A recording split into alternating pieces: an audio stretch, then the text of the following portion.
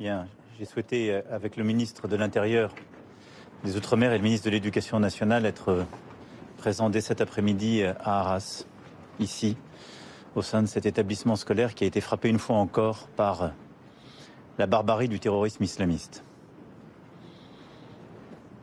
Un enseignant a été tué. Il y a 2 blessés en situation très grave qui sont en train de lutter contre la mort. Et je veux évidemment avoir une pensée avant tout pour cet enseignant qui aujourd'hui a été lâchement et sauvagement assassiné, sa famille, et pour la famille des 2 blessés. Presque 3 ans jour pour jour après l'assassinat de Samuel Paty, c'est à nouveau dans une école que frappe le terrorisme, et dans un contexte que nous connaissons tous.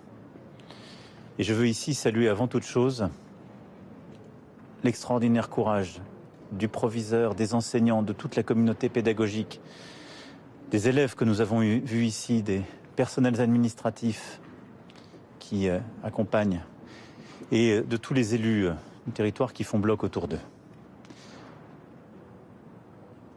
L'enseignant qui a été tué s'est interposé d'abord et a sans doute sauvé lui-même beaucoup de vies.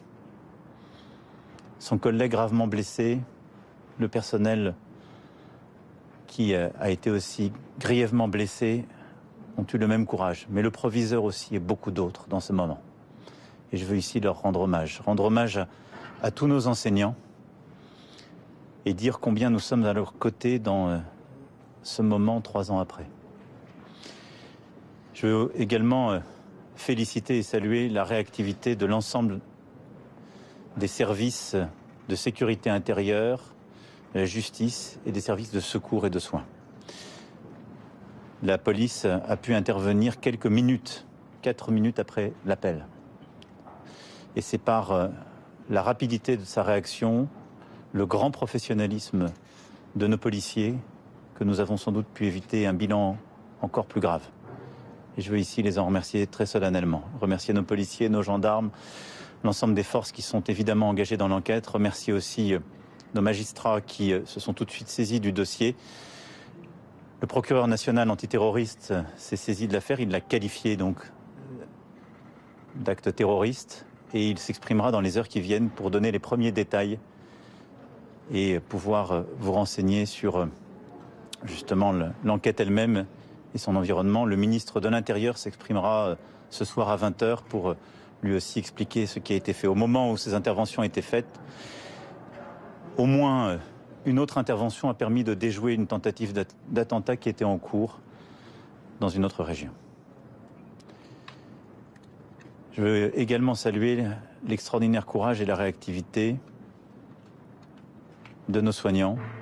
Samuel est intervenu lui aussi en quelques minutes, accompagné de nos sapeurs-pompiers, de la protection civile et de l'ensemble de celles et ceux qui ont permis de secourir des vies, là aussi. J'espère de sauver nos 2 blessés et de l'ensemble des services aussi d'accompagnement psychologique qui, encore en ce moment, sont en train d'accompagner plusieurs dizaines d'enseignants, d'enfants, d'adolescents qui ont été profondément choqués par ce qu'ils ont vu. Je suis là pour témoigner du soutien de la nation, pour dire que nous faisons bloc et que nous tenons debout. Et la plus belle preuve en est donnée par le choix qui a été fait par le proviseur. Il a décidé de rouvrir demain l'établissement.